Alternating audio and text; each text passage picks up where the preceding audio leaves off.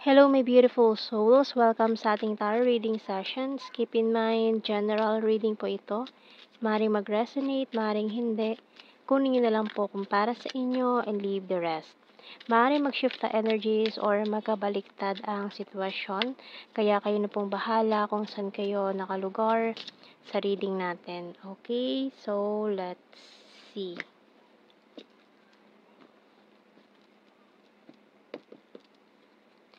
So we have here the King of Pentacles and the Four of Pentacles.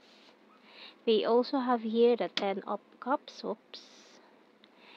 and Five of Cups. We also have here the Four of Swords, Six of Pentacles, the Eight of Pentacles, and the King of Wands. So yung bottom card natin dito is the Knight of Swords. Okay, so parang may ano pa din, past na hindi makalimutan dito, still kumakapit pa rin sa past na ito. Although parang may mga bago naman ng relationship, or for some of you may mga new person naman na kausap, or parang papunta na sa isang new relationship, pero may past pa rin na hindi makalimutan dito, still holding on, crying for it, nag-move on na, trying to heal, trying to give yourself time to reflect, ayan, pero still binabagabag ka pa rin, ginugulo ka pa rin ng past energy na to. So, tingnan natin.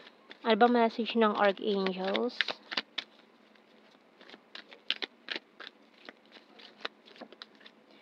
So, we have here gentleness by Archangel Sandalphon.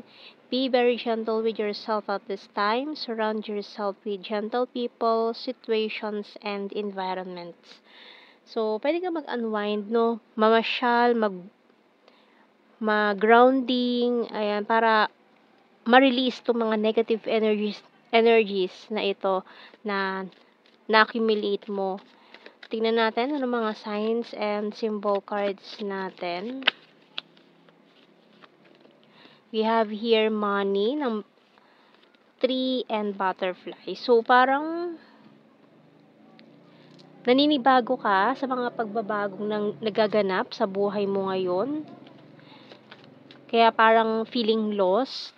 Ayan, may mga energies na confused, feeling lost, nawawala, or hindi mo maintindihan yung mga nangyayari pagbabago sa buhay mo.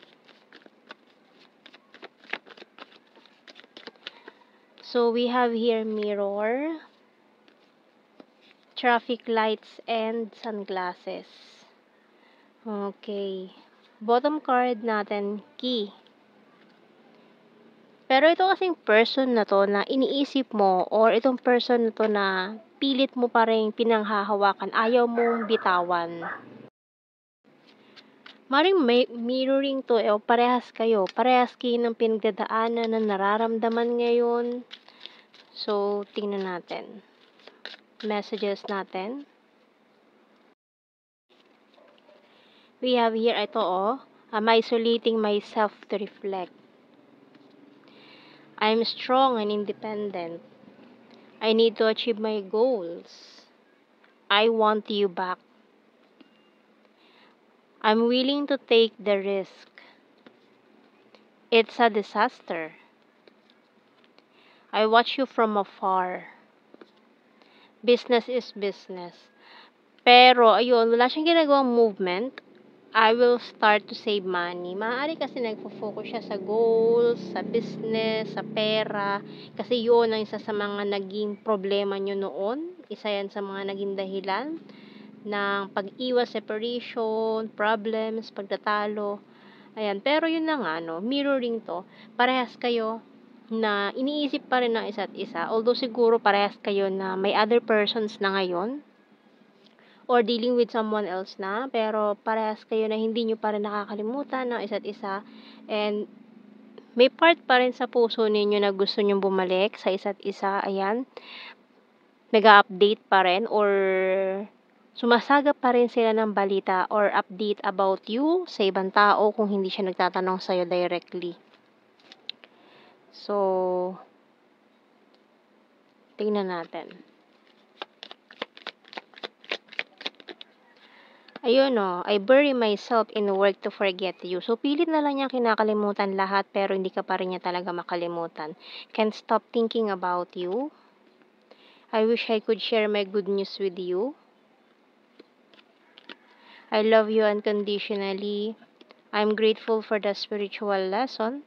I hide behind material things. The timing just wasn't right for us. You don't know how hard it was to let you go. And we need to let each other go. Pero yun na nga, no, tinanggap na lang niya na siguro wala na talagang pag-asa. Kaya ganun, umiwas na lang din talaga siya. Kasi mukhang para sa kanya imposible na, or lalo na kung in a relationship na nga kayo parehas sa ibang tao. So, kuha tayo ng initials. Letter S, Q, B, N, I, C, G, N, letter T, K, and U. Bottom card natin, letter P.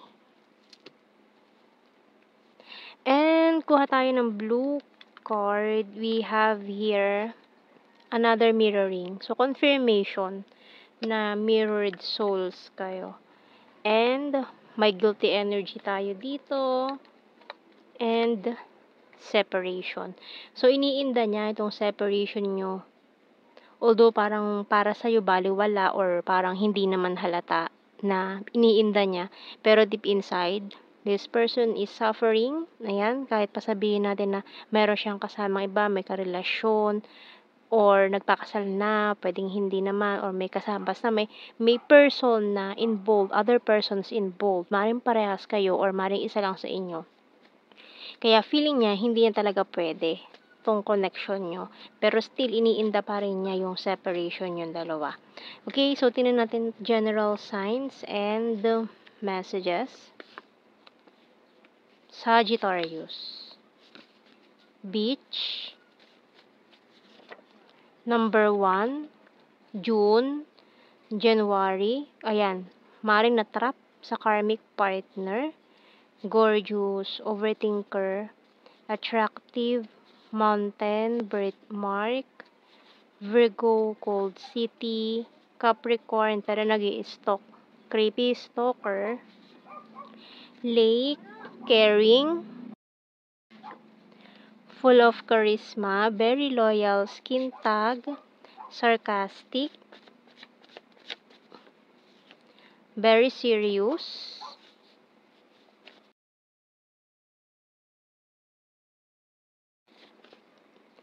September, another mirror card, South PH, long distance, soulmate, and air sign, Gemini, Libra, and Aquarius. Okay, so yan ang ating reading. Thank you for watching. Take care and God bless. See you in our next reading, guys. Bye-bye.